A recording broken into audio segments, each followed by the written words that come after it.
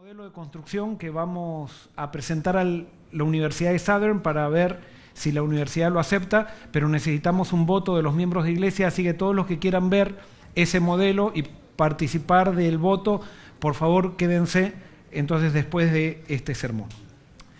Muy bien, ahora sí, si yo les digo en español, no bajen los brazos, ¿qué quiere decir? ¿Qué quiere decir no bajes los brazos en español? Muy bien, no te rindas. ¿Hay una frase así en inglés? Literal así que diga no bajes los brazos. Yo sé que don't give up, sí, pero ¿hay una frase en inglés que diga no bajes los brazos? ¿No? Muy bien, los hispanos tenemos esta frase. Y ¿saben qué? Yo no sabía, pero esta frase es bíblica. Y viene de la Biblia. Y por eso vamos a orar antes de abrir la palabra de Dios. Querido Señor, trae un mensaje para nosotros, darnos una mente clara y permíteme a mí, pecador, que pueda, Señor, ser usado por ti para transmitir, Señor, tu palabra, pero que sea tu Espíritu el que predique y no yo. Acéptalo esto en el nombre de Jesús. Amén. Vamos a leer Éxodo 17, 8 al 16. Éxodo 17, 8 al 16, que dice así: Entonces vino Amalec y peleó contra Israel en Refidim. Y dijo Moisés a Josué: Escógenos varones y sal a pelear contra Amalec. Mañana yo estaré sobre la cumbre del collado y la vara de Dios en mi mano. E hizo Josué como le dijo Moisés, peleando contra Amalec, y Moisés y Aarón y Hur subieron a la cumbre del collado. Y sucedía que cuando alzaba Moisés su mano, Israel prevalecía, mas cuando él bajaba su mano, prevalecía Amalec. Y las manos de Moisés se cansaban, por lo que tomaron una piedra y la pusieron debajo de él, y se sentó sobre ella. Y Aarón y Hur sostenían sus manos, el uno de un lado y el otro de otro. Así hubo en sus manos firmeza hasta que se puso el sol. Y Josué deshizo a Amalec y a su pueblo a filo de espada. Y Jehová dijo a Moisés: Escribe esto para memoria en un libro, y di a Josué que raeré del todo la memoria de Amalec de debajo del cielo. Y Moisés edificó un altar y llamó su nombre Jehová Nisi, y dijo: Por cuanto la mano de Amalec se levantó contra el trono de Jehová, Jehová tendrá guerra con Amalec de generación en generación. Quiero simplemente analizar quiénes son los protagonistas de este pasaje, y voy a tratar de hacerlo de una manera rápida. Vamos a ver cuáles son. Primero es Amalec. Después tenemos a Moisés. Amalec era un pueblo, Moisés un líder. Tenemos a Josué, otro líder, a Aarón y Hur, a Israel, y después tenemos a Dios. Y vamos a ver, entonces vamos a tratar ahí ciertos personajes que ya conocemos de aquí, pero analizar estos personajes para entender entonces un poquito más el mensaje de la Biblia. ¿Quién era Amalec? ¿Quién era Amalec? Amalec era bisnieto de Isaac y nieto de Esaú. O sea, el abuelo de Amalec era Esaú. ¿Y se acuerdan quién era Esaú? Esaú era hermano ¿de quién? De Jacob. Y Esaú tenía el gran problema que nosotros tenemos. Él estuvo dispuesto a cambiar las bendiciones de Dios por algo presente, algo material, algo que satisfacía sus deseos. Él cambió las bendiciones de Dios por un plato de lentejas. Ahora, los descendientes de Amalec conocían al Dios de Israel. Y no habían pasado muchos años de esta experiencia de Esaú con Jacob y de Isaac. Por lo tanto, ellos conocían muy bien quién era el Dios de Israel. Sin embargo, ellos aparentemente siguieron en los dioses de sus madres, porque Esaú se casó con 2 mujeres, y entonces siguieron los dioses de sus madres, y generalmente las madres son las que más influyen en la vida de los hijos. Y ellos se descarriaron totalmente de Dios. Quizás no dejaron de creer totalmente en Dios, pero eligieron como dioses superiores a los dioses de sus madres, que eran dioses que muchas veces pedían renuncia propia, no pedían renuncia propia para poder estar con ellos. Y generalmente nosotros elegimos a los dioses de este mundo. Tenemos un Dios nominal, un Dios de iglesia, pero no el verdadero Dios que quiere ser nuestro Dios. Porque muchas veces nosotros no estamos dispuestos a renunciar a nosotros mismos para que Dios pueda ser nuestro Dios. Siento que hay mucho movimiento hoy y demasiada irreverencia. Entonces es como que todos nos ponemos nerviosos y no podemos... Voy a hacer un alto.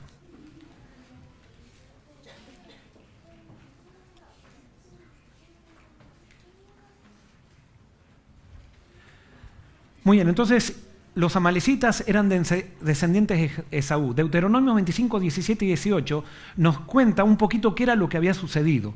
Dice, acuérdate de lo que hizo Amalec contigo en el camino cuando salías de Egipto, de cómo te salió el encuentro en el camino y te desbarató la retaguardia de todos los débiles que iban detrás de ti, cuando tú estabas cansado y trabajado y no tuvo ningún temor de Dios. ¿Qué fue lo que hizo Amalec? Amalec habitaba en Canaán, pero cuando vio que Israel salía de Egipto, ellos se vinieron hasta el desierto para molestar a Israel. ¿Qué fue lo que quisieron hacer? Ellos querían demostrar su poder. Y ellos, nos dicen registros inspirados, que ellos habían escuchado lo que había pasado en Egipto. Y ellos pensaban que los egipcios habían sido demasiado débiles con los israelitas. Y ellos ahora querían mostrar que ellos eran incluso más poderosos que los egipcios. Pero Amalec tenía una característica que se manifestó durante todas las generaciones. Ellos eran traicioneros. Entonces, como ellos sabían los rumores que Dios se había manifestado con Israel en Egipto, ellos no lo creyeron, pero por si acaso eso era verdad, entonces en vez de atacar a Israel por delante, ellos atacaron a Israel por detrás. Y entonces, por detrás de Israel iban los más débiles, iban los más lentos. Entonces ellos se acercaban y molestaban a Israel y después se iban. ¿Y por qué sabemos que molestaban y se iban y que no hacían una guerra? Por el hecho de que después, cuando Moisés vio eso, al otro día llama a Josué para hacer la guerra. O sea que evidentemente ellos no atacaban no atacaban hasta terminar la situación, sino que querían simplemente molestar a Israel. Por supuesto, en esa molestia implicaba quizás hasta había muertes. Un año después, los amalecitas luchan contra Israel. Pero ya no luchan con un pueblo de fe, sino con un pueblo que le había faltado la fe. ¿Por qué? Porque cuando Israel llega a Canaán, antes de cruzar el Jordán, ellos no quisieron, ¿se acuerdan? No quisieron cruzar el Jordán porque decían, no, allí nos van a matar, nos van a aplastar como langostas. Entonces, cuando Dios ve que Israel no quiere entrar a Canaán, le dice, muy bien, ¿ustedes quieren quedarse en el desierto? Muy bien, se van a quedar 40 años en el desierto. Moisés le comunica eso a Israel, y cuando le comunica eso a Israel, Israel viene y dice, no, vamos a armar un ejército y vamos a ir a Canaán. Y entonces arman un ejército y van a Canaán, y cuando cruzan a Canaán, ¿con quién se encuentran? Se encuentran con los amalecitas, y los amalecitas los deshacen como langostas. Ahora, fíjense la diferencia de una guerra de fe con una guerra sin fe. Con una guerra usando los métodos divinos, siguiendo a Dios, y una guerra sin Dios. Después encontramos que los amalecitas se unen con Madián para molestar a los israelitas y luchan contra Gedeón. O sea, los amalecitas estaban continuamente viendo cómo molestar a Israel. Cómo hacerle la vida imposible a Israel. Saúl le fue ordenado que destruya a los amalecitas y él le perdonó la vida al rey, Agag. Eso es lo que le costó el trono a Saúl. Y después tenemos que David lucha contra ellos, pero la última referencia a los amalecitas en la Biblia la tenemos con Amán. ¿Se acuerdan quién era Amán? Era el que quería matar a Mardoqueo. Fíjense cómo la actitud de un abuelo o tatarabuelo se va transmitiendo de generación en generación. Y por eso lo que nosotros hacemos con nuestros hijos tiene suma importancia. Y especialmente ahora quiero decirles a aquellos que no están casados, tú desde este momento ya estás criando a tus hijos. Con las actitudes que desarrollas en tu vida, de alguna manera se las vas a transmitir a tus hijos. Y es por eso que es necesario que en este momento, cuando todavía no estás casado, trabajes en ti. No digas, soy joven, voy a disfrutar la vida. No, lo que hagas en la vida va a repercutir en tus hijos. El plato de lentejas que aceptó Esaú a cambio de la primogenitura repercutió en todo el pueblo amalecita. Y por eso un plato de lentejas, una diversión que tú digas, bueno, yo soy joven, pero después me reformo y después sí, ya me voy a poner bien cuando me case y todo eso. No, ahora una canita al aire que te tires afectará todas tus descendencias, afectará a tus hijos, afectará tu autoridad cuando tengas que educar a tus hijos. Y por eso no juegues con la vida. Sé sabio. ¿Quién era Josué? Josué era alguien totalmente diferente a Amalek o a los descendientes de Amalek. Josué era un joven. Y yo lo definía así a Josué. Josué era un joven de fe que estaba dispuesto a seguir las órdenes de Moisés a pesar de las circunstancias. Es la primera vez que aparece Josué en el relato bíblico. Pero Josué era alguien que tenía fe.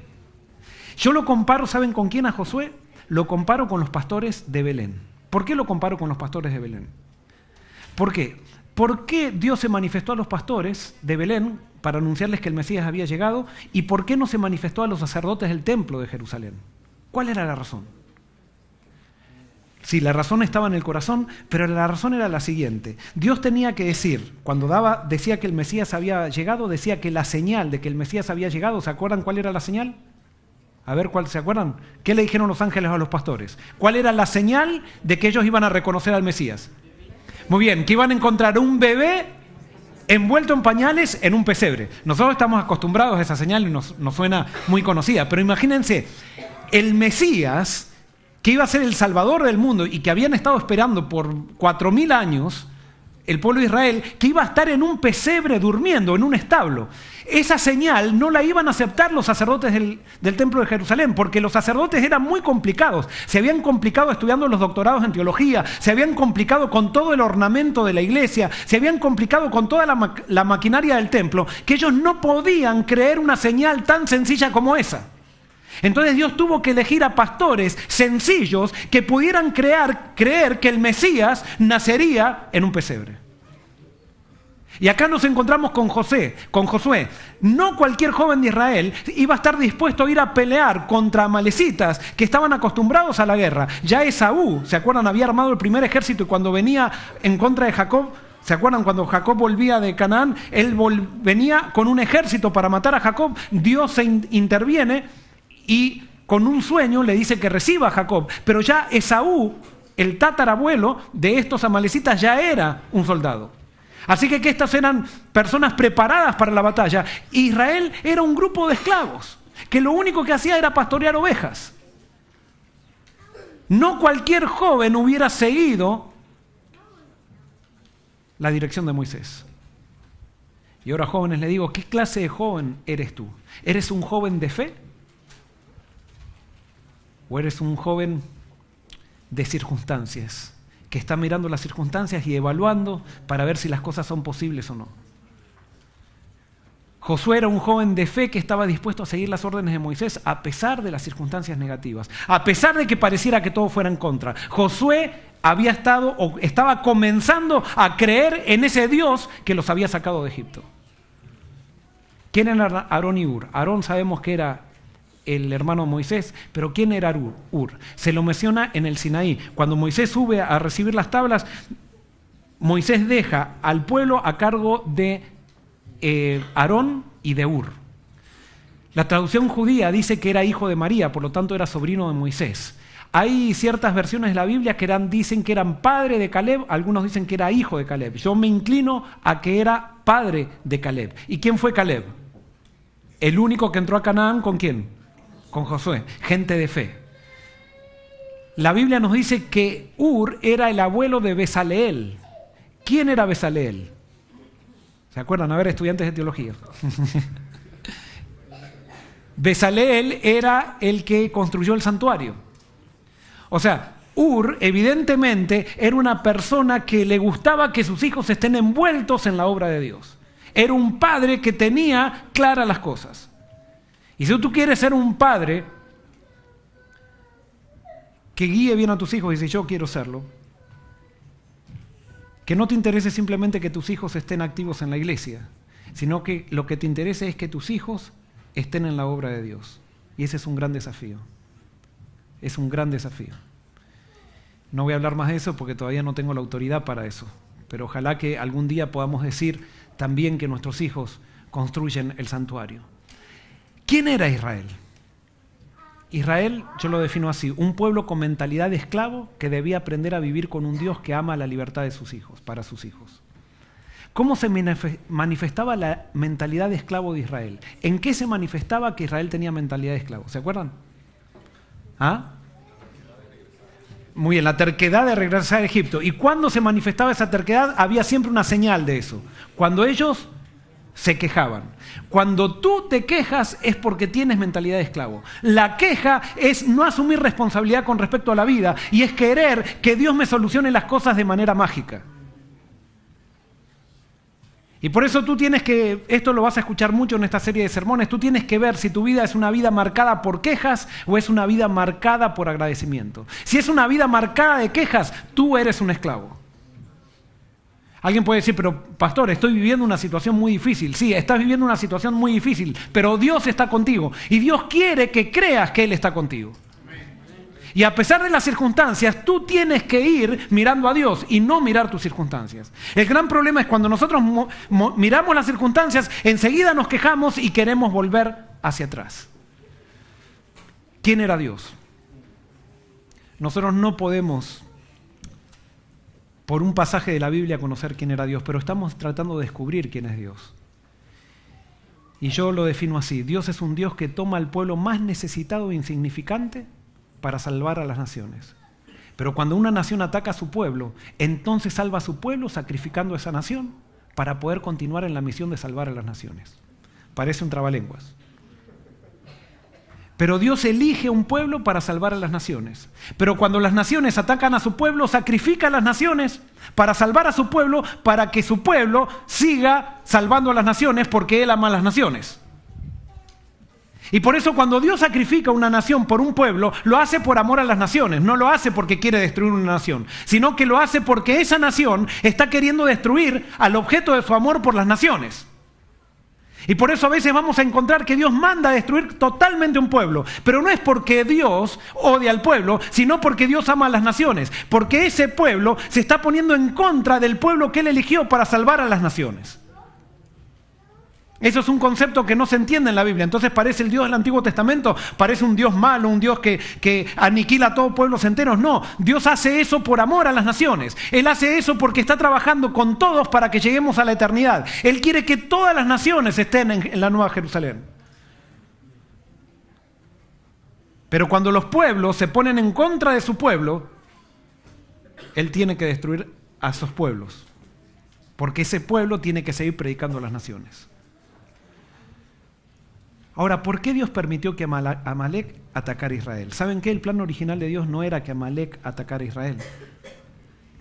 Pero la inspiración nos dice que a causa de la murmuración de Israel contra el Señor, Dios permitió que fuesen atacados por sus enemigos.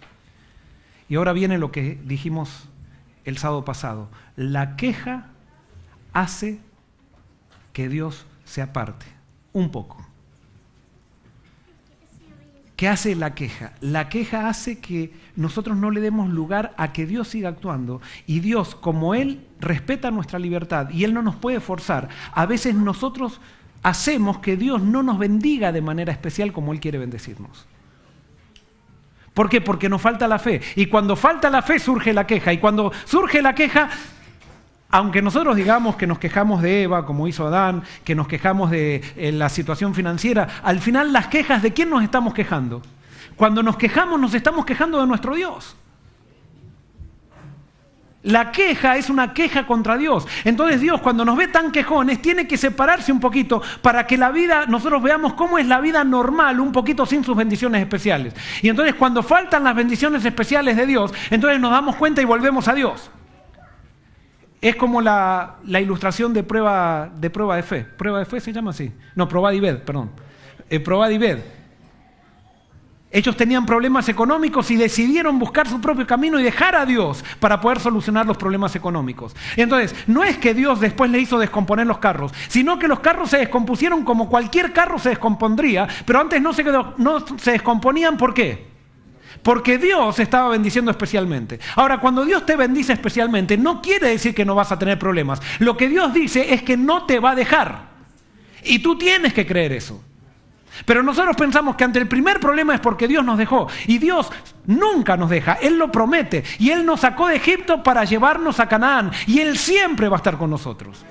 Pero nosotros ante cualquier problemita dudamos y pensamos que ya Dios no está con nosotros y nos dejó. Entonces Dios tiene que mostrar, sacar una bendición especial que nos da para que nosotros veamos cómo en la vida normal sin Él y para que comprobemos que siempre estuvimos con Dios y que Dios siempre ha estado con nosotros. Éxodo 17:9 dice, y dijo Moisés a Josué, escógenos varones y sal a pelear contra Amalec. Mañana yo estaré sobre la cumbre del collado y la vara de Dios en mi mano. Es interesante esto, la vara de Dios en mi mano. Moisés había hecho muchas cosas con esa vara. Ahora, este es el último versículo que aparece la vara de Moisés. Ahora, ¿qué era la vara de Moisés? ¿Qué simbolizaba la vara de Moisés? ¿Qué simbolizaba? La vara de Moisés simbolizaba el poder de Dios. Ahora esto para mí es un concepto importantísimo. La vara de Moisés simbolizaba el poder de Dios. Ahora, Moisés era el dirigente de Israel. Les hago una pregunta. ¿Qué usaban los reyes de las naciones para mostrar su autoridad? Un cetro. ¿Y cómo era ese cetro? ¿Era una vara? No. ¿Cómo era? Muy bien, era de oro. Era mandado a hacer de una manera muy especial. No era cualquier vara, no era una rama. Era un cetro hecho para un rey y era del mejor metal que existía. Necesitaba ese cetro mostrar la autoridad de un rey. Y todo el mundo quería tener un cetro de oro en sus manos. Ahora lo interesante, lo paradójico de esto era que el pueblo de Dios no tenía un cetro, el dirigente, sino que tenía una vara. ¿Y de dónde había sacado esta vara? La había sacado del desierto, la había sacado de un árbol. Era la vara de un pastor. ¿Qué simbolizaba esta vara? Esta vara representaba el poder de Dios. La vara de Moisés fue para el pueblo un símbolo del poder y la soberanía de Dios. Sin embargo, era el símbolo de la humillación de Moisés. Y acá viene este concepto que para mí es importantísimo. Yo me imagino a Moisés caminando por el desierto y cuidando ovejas, pensando, ¿qué hago yo acá? Yo fui preparado toda mi juventud para ser un rey. Es más, fui a hacer batallas y todo el mundo me veía como el sucesor de Faraón. Y ahora estoy acá, 40 años, no sé cuándo se habrá dado cuenta de esto, supónganse 15 años, cuidando ovejas. ¿Qué hago acá? Y él veía esa vara cuando él tenía que haber tenido un cetro de oro en su mano. Pero la vara era la señal de humillación de Moisés. La vara era la señal de lo que Dios quería de Moisés para hacerlo el líder más grande que existió después de Jesús.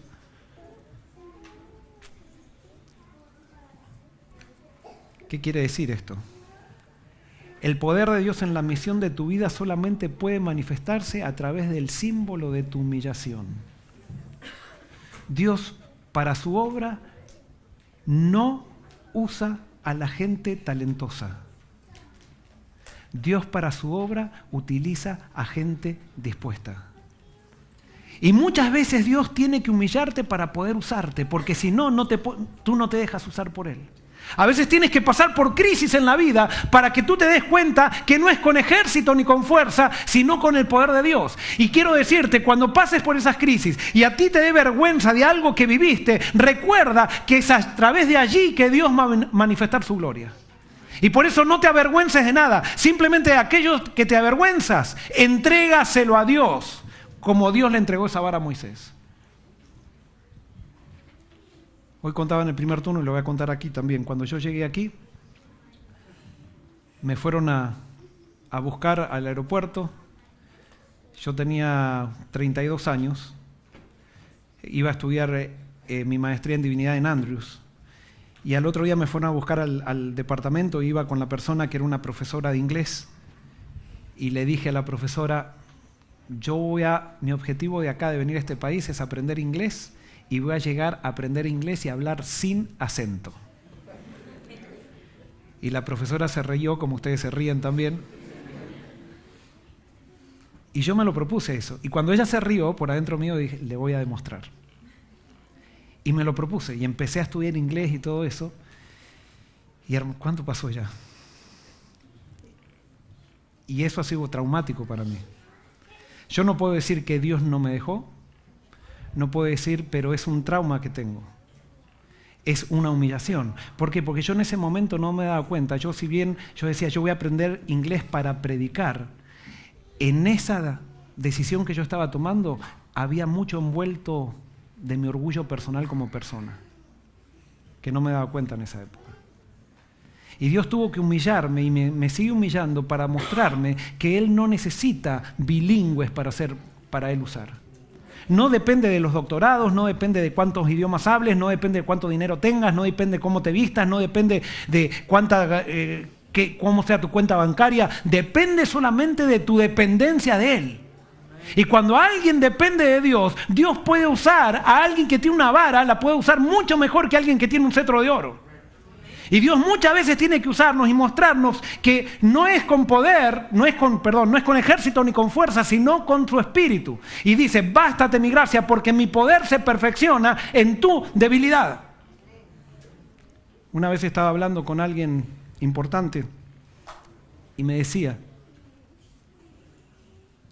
tú no puedes ser pastor aquí y no discutas temas teológicos en inglés porque no tienes la capacidad para hacerlo.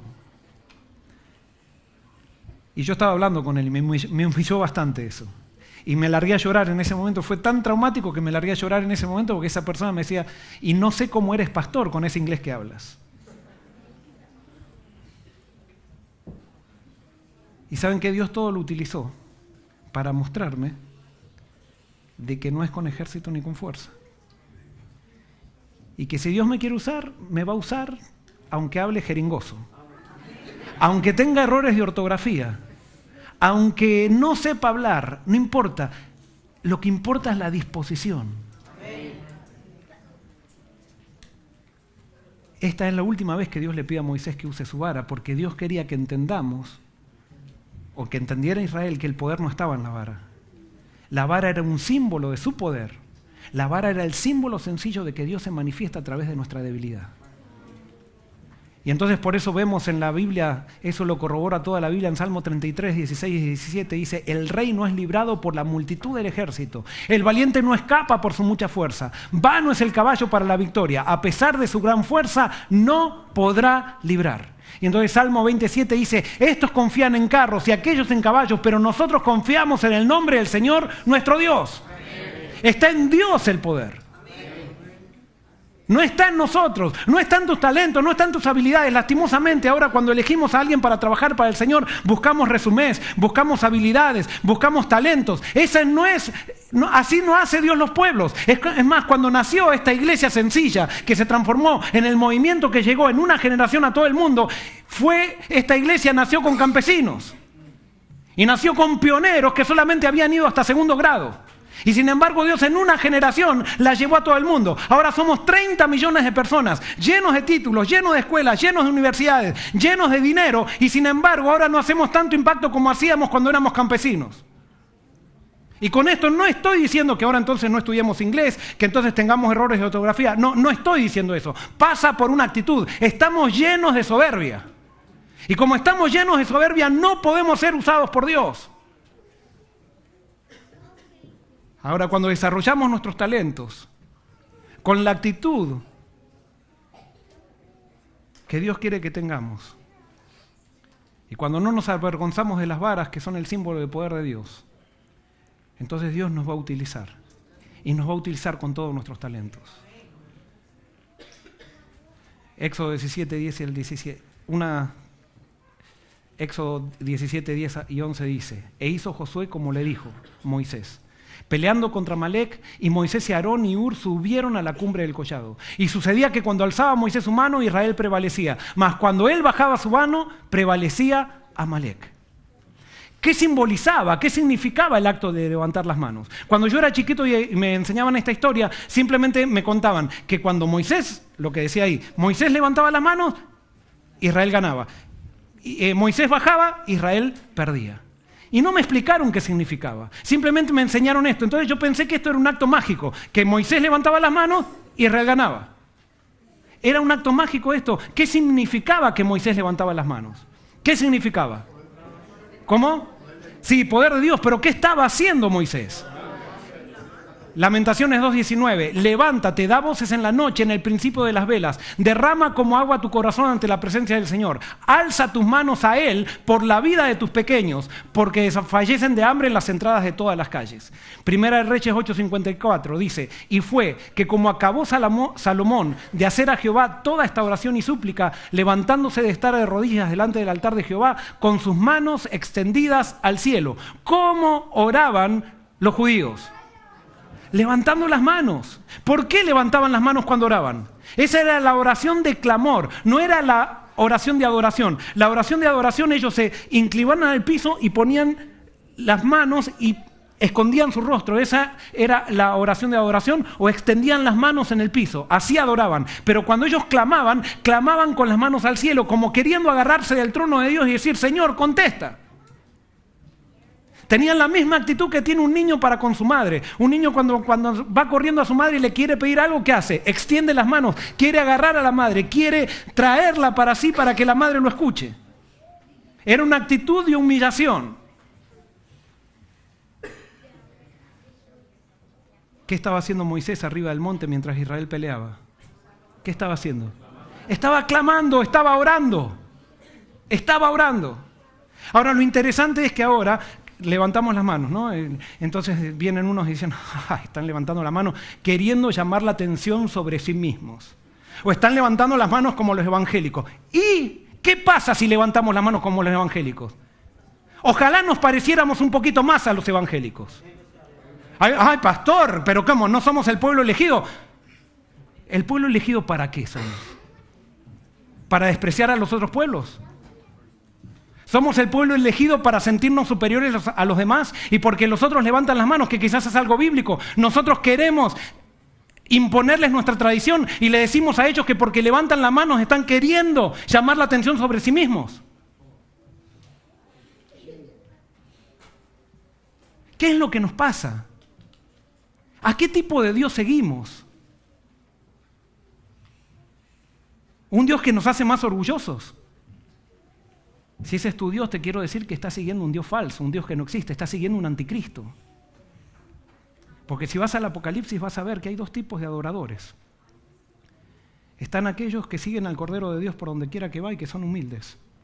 Y están aquellos que siguen a Jesús, que es Satanás disfrazado de Jesús, y que ellos piensan que están siguiendo a Dios y están llenos de orgullo.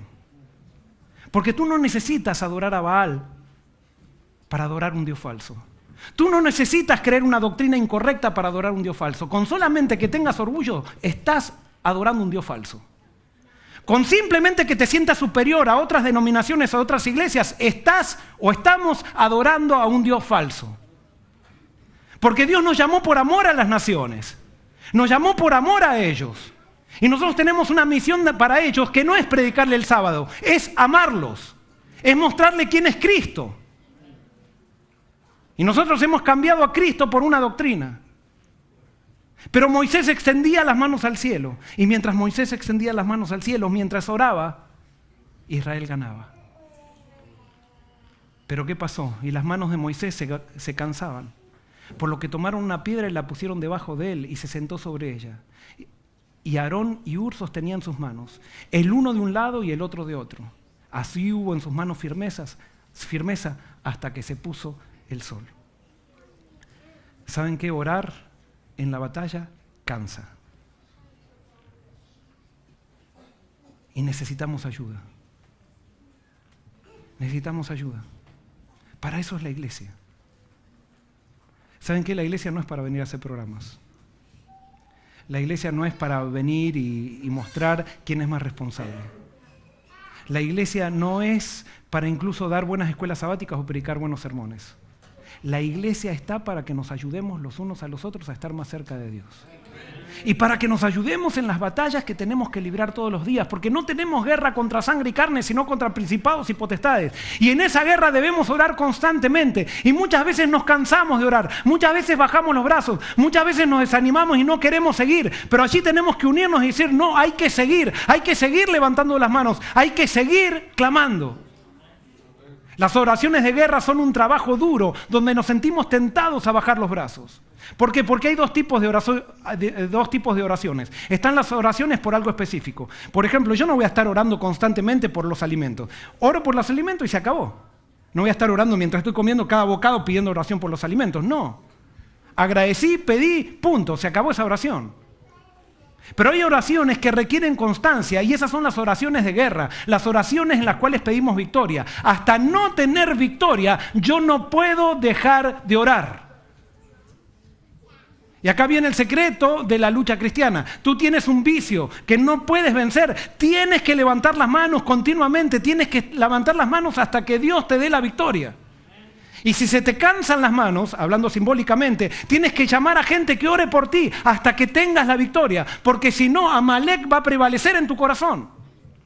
Pero ¿saben por qué no hay victoria en la iglesia? Porque no levantamos las manos. Y ahora no estoy diciendo que ahora terminemos levantando las manos, no. Eso es algo cultural.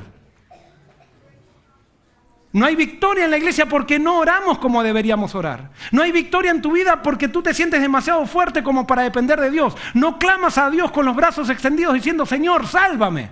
No, tú quieres ayuda de Dios, pero no salvación. ¿Por qué? Porque pedir salvación de Dios para reconocer que necesito salvación de Dios, tengo que reconocer que yo no puedo nada y que estoy totalmente perdido.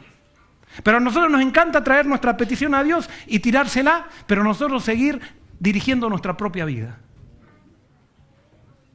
No, necesitamos esa oración de Pedro que extendió las manos también, que se estaba hundiendo en el mar y decía, Señor, sálvame. Y dice, en el instante Jesús tomó de su mano y lo salvó. Tú y yo no necesitamos ayuda, necesitamos salvación. Necesitamos salvación de nosotros mismos. Y por eso yo no sé con qué problema viniste aquí. Mi consejo hoy que Dios te dice es, no bajes los brazos. No bajes los brazos. Si estás en una oración de guerra, ora hasta que tengas la victoria. Y si ya tus manos no dan más, llama a tu hermano. Y en vez de reunirte para ver un video, para hacer... No, ¿por qué no te reúnes para orar? Después ve el video. Tienes un problema con tu hijo, con tu hija. Clama. No bajes los brazos.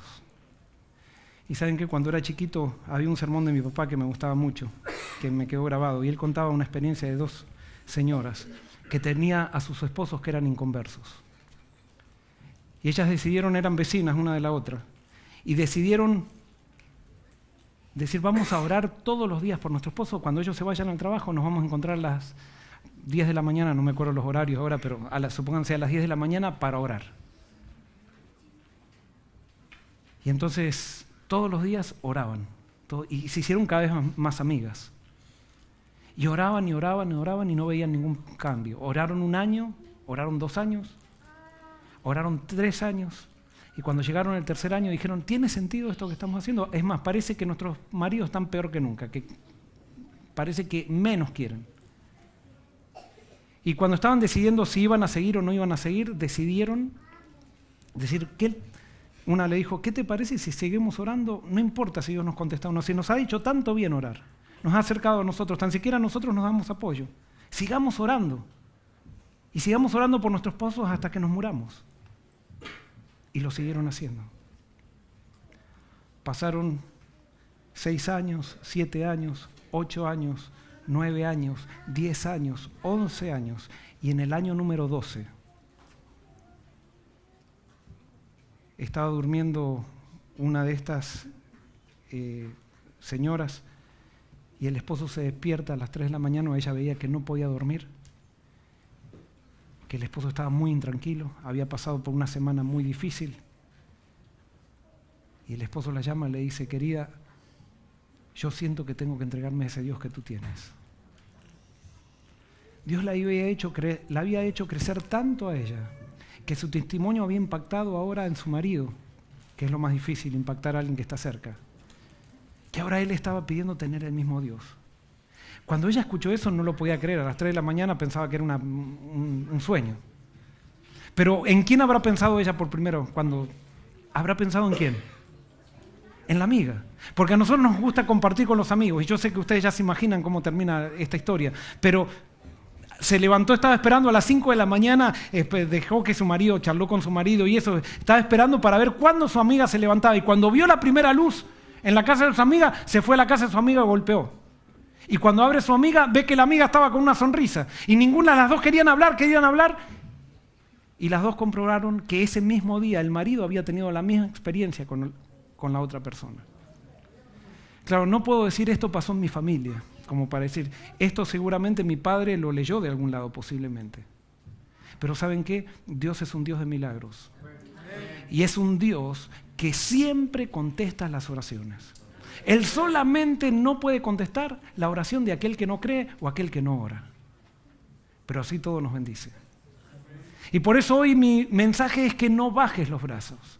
Efesios 6:18 dice, orad en el Espíritu, en todo tiempo, en toda oración y ruego, velando con perseverancia y súplica por todos los santos. Nosotros no debemos orar para pedir cosas solamente, sino que debemos aprender a vivir en la presencia de Dios. Es totalmente diferente que orar para algo. Vivir en la presencia de Dios hace imposible que no ores.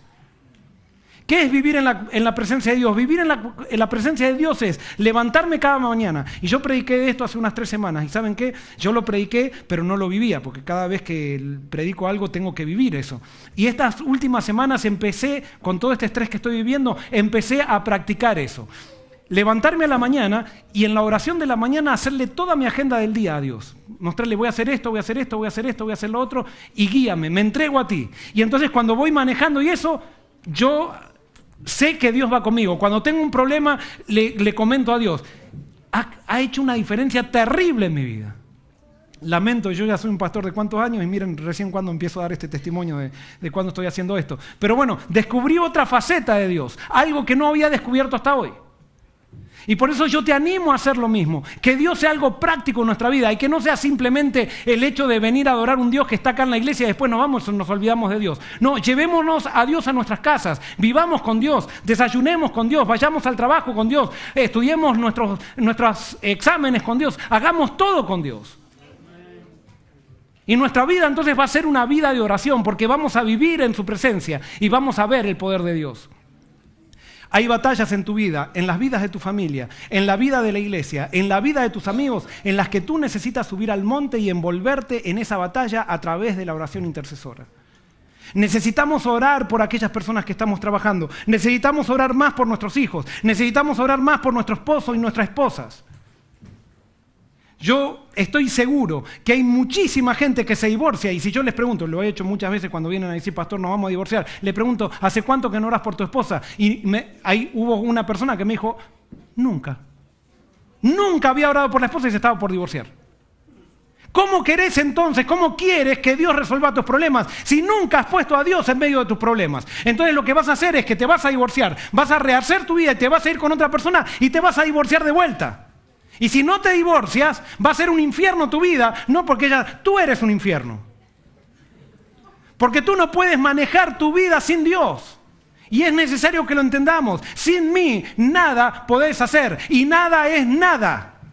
Pero nosotros nos han enseñado que con nuestras habilidades y como nosotros tenemos cierto éxito en nuestra vida laboral y eso pensamos que no necesitamos depender de Dios. Esas personas de éxito a veces son las peores maldiciones dentro de una iglesia. Porque no es el éxito mundanal lo que nos da éxito delante de Dios. Al contrario, Dios tiene que humillarnos muchas veces para que entendamos que eso Dios nos lo dio para que lo usemos para su gloria, pero no, Él no nos eligió por eso. Y es más, muchas veces va a tener que hacer con nosotros como Moisés, sacarnos todo lo que nos dio para que entendamos que solamente la bendición viene de Él. Como los hebreos triunfaban cuando Moisés elevaba las manos al cielo e intercedía por ellos, así también triunfará el Israel de Dios cuando mediante la fe se apoye en la fortaleza de su poderoso ayudador. ¿Cuándo vamos a triunfar nosotros? Cuando oremos. Cuando oremos, cuando elevemos las manos. Nosotros estamos ahora en un gran proyecto, un proyecto que requiere millones de dólares, un proyecto grande, un proyecto que parece imposible. Sin embargo, Dios dice que Él tiene la victoria. Pero cuando nosotros nos equivoquemos y pensemos que va a estar en nuestras estrategias que tengamos ese proyecto, entonces nosotros no vamos a ganar absolutamente nada. Puede ser que terminemos una construcción de un templo, pero no vamos a estar en la obra de Dios. Cuando yo llegué a este lugar, me dijeron, hubo varias personas que se acercaron a mí y me dijeron, pastor, si ustedes van a construir un templo, eso va a ser imposible. Southern nunca les va a dar permiso. Por años se ha esperado un permiso de Southern y siempre lo que han querido es sacarnos para afuera. Pero un grupo de gente nos pusimos de acuerdo, acá que fueron ustedes, hicimos una oración y dijimos, Dios, vamos a ir a pedir el permiso y vamos a ver qué haces tú. Y sí, hubo alguna oposición y eso, pero ¿se dio el permiso o no se dio el permiso? Se dio el permiso. Entonces la gente que decía que nunca se iba a dar el permiso, ahora comenzó a decir, bueno, se dio el permiso. Dije, esto es casualidad. Ahora dijeron, $7 millones nunca van a poder hacerlo. Y nunca van a ver que van a hacernos una trampa y nunca les van a dar el permiso. Ahora les dijeron, pero no les van a dar el permiso oficial. Trajimos el permiso oficial. Entonces empezaron la gente, no, $7 millones nunca van a poder recolectar. Y es verdad, todavía no los recolectamos. Pero entonces también empezaron personas a decir, ¿y qué va a pasar cuando tenemos esta iglesia abajo? No vamos a tener lugar donde ir. ¿Y qué pasó? ¿Buscamos el lugar donde ir? ¿Buscamos? Les hago una pregunta, ¿buscamos lugar donde ir? No, no buscamos lugar. Dios nos lo proveyó. Vino un donante que dijo, yo les voy a dar $1 millón para que compren una iglesia, para que cuando ustedes tengan una iglesia, cuando les tiren abajo, ustedes tengan otra iglesia y la dejen plantada. Ni nosotros lo buscamos, Dios nos solucionó eso. ¿Por qué? Porque estamos avanzando en el nombre de Dios. Porque cuando Dios nos da una señal hay que avanzar, por más que parezca que todo es imposible. Dios dice que avancemos y avanzamos. No podemos mirar a las circunstancias. Y por eso es necesario que seamos un pueblo de fe. Porque cuando a mí me dijeron que esto es imposible, fue allí que me di cuenta que esto venía de Dios. Porque si es algo posible, entonces no viene de Dios, porque Dios solamente hace cosas imposibles. Y sigue diciendo, no obstante, el poder divino ha de combinarse con el esfuerzo humano. Moisés no creyó que Dios vencería a sus enemigos, mientras Israel permaneciera inactivo. Mientras el gran jefe imploraba al Señor, Josué y sus valientes soldados estaban haciendo cuanto podían para rechazar a los enemigos de Israel y de Dios. Entonces acá hay algo claro. Moisés no creyó que si el pueblo se quedaba inactivo, que él subiendo al monte y orando iba a salvarse, iba a terminar la batalla. No, el pueblo tenía que estar activo. Y por eso es necesario que nosotros nos movilicemos también. Nos movilicemos en el camino que Dios nos está mostrando. Tenemos que avanzar, pero tenemos que avanzar todos, no algunos nomás. Tenemos que avanzar unidos, creyendo de que Dios va a hacer lo que nosotros no podemos hacer. Pero nosotros tenemos que hacer lo que nos toca. Un pueblo inactivo no va a ser bendecido por Dios. Y por eso yo lo utilicé como ejemplo. Luz el sábado pasado presentó las alcancías chiquititas acá para que las llenemos. ¿Qué nos cuesta llenar una alcancía que quizás lo máximo que quepa en esa alcancía son $50? No nos cuesta nada, apoyemos. Pero no nos pongamos a poner trabas, a decir no, esto no puede ser, esto es muy difícil, o esto yo no lo hago porque yo no lo propuse. Porque a veces tenemos en las iglesias esa actitud. Si yo no lo propongo, entonces vamos a ponerle traba, porque yo tengo que resaltar. No, acá no es una obra acerca de nosotros, es una obra acerca de Dios. Y es lo que Dios nos está mandando. Y tenemos que dejar todos nuestros orgullos de lado para avanzar en el nombre de Dios. Ahora dice, mientras el gran jefe imploraba al Señor, Josué y sus valientes soldados estaban haciendo cuanto podían para rechazar a los enemigos de Israel y de Dios. Pregunto, ¿quiénes son los enemigos de Israel y de Dios? Y ahora esto quiero decirlo bien claro. Los enemigos del pueblo de Dios no son los que creen doctrinas incorrectas. ¿Saben quiénes son los enemigos del pueblo de Dios? Los enemigos del pueblo de Dios son los orgullosos y los soberbios. No nos confundamos. Porque nosotros decimos, Babilonia, porque no guardan el día correcto. No, Babilonia no son los que no guardan el día correcto. Babilonia son los que son orgullosos. Y nosotros podemos estar adentro de la iglesia siendo orgullosos y siendo Babilonia. No nos confundamos.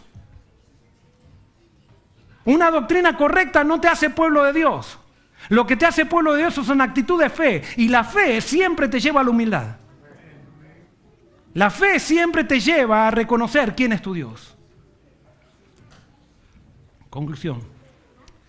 Salmo 60:12 dice, en Dios haremos proezas y Él hollará a nuestros enemigos. Con Dios y en Dios vamos a hacer cosas imposibles. Ahora, tú llegaste hoy aquí con un problema. Tentado para bajar los brazos. ¿Qué tal si nos unimos como Aarón y con Hur y le damos fuerza a aquel que está en una batalla y oramos por él o por ella? ¿Qué tal si oramos todos juntos? ¿Qué tal si hacemos del proyecto de su casa ahora un proyecto de oración? Ya no un proyecto de recolección de fondos. El tercer martes de cada mes venimos aquí a la iglesia a orar. Yo creo que hasta que no seamos la mayoría que viene a los tercer martes de cada mes en el culto de oración. El tercer miércoles de cada mes en el culto de oración a orar una vez por mes nomás. ¿Qué tal si ponemos toda nuestra agenda? Voy a ir a orar 5 minutos nomás, pero vamos a unirnos en oración, clamando a Dios, levantando nuestras manos y decirle, Señor, aquí estamos, manifiéstate, danos victoria. No vamos a tener victoria en esta batalla, no vamos a tener hasta el final. Tenemos que orar hasta que venga la victoria. Mientras más nos unamos y más rápido lo hagamos, más rápido Dios se va a actuar. Pero si nosotros estamos levantando, subiendo los brazos, subiendo y bajando, subiendo y bajando, subiendo, así va nuestro proyecto. Gracias a Dios, hermanos, que Dios ha sido bueno. Y Dios ha hecho grandes cosas a través de nosotros, pero Dios quiere hacer muchas más. Dios va a hacer grandes cosas en tu vida. Por lo tanto, en el nombre de Dios, no bajes los brazos con respecto a ese problema que tienes. Sigue clamando a Dios y Dios te dará la victoria. Que Dios te bendiga. Vamos a terminar cantando nuestro canto lema, Estamos de paso. Nos ponemos de pie.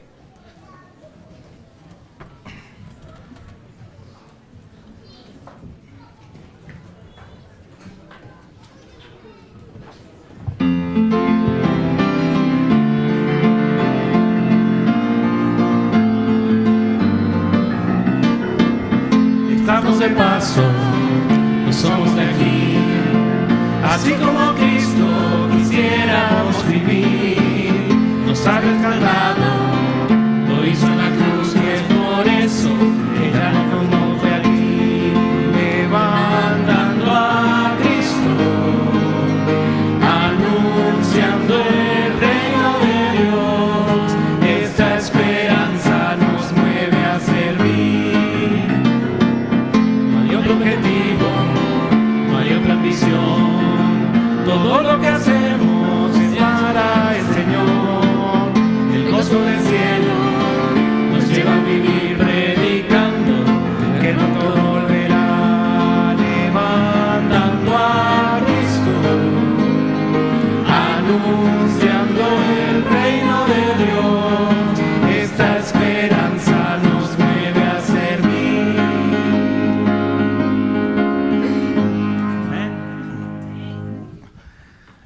Querido Señor, gracias por habernos hablado a través de tu palabra. Señor, hay muchas áreas de nuestra vida que estamos cansados de levantar los brazos. Pero hoy tú nos has nuevamente hablado que tenemos que seguir levantando los brazos hasta que venga la victoria. Pero Señor, muchas veces hemos estado solos o no hemos ayudado a aquel que levanta los brazos, Señor. Ayúdanos a orar con aquellos que oran. Ayúdanos a entender de que todos somos parte y que la pérdida de uno es la pérdida nuestra. Ayúdanos a apoyarnos los unos a los otros. Y Señor, que la iglesia de Collegiale sea una iglesia de fe. Que sea una iglesia, Señor, que pueda estar dispuesta a hacer cosas imposibles. Y que cuando eso suceda podamos tener claro, Señor, que tú lo hiciste con una vara, no con un cetro de oro, sino con una sencilla y burda vara, Señor. Haznos varas en tus manos. Esto te lo pedimos y te lo agradecemos en el nombre de Jesús. Amén. Hermanos, queremos decirles ahora, vamos a tener una asamblea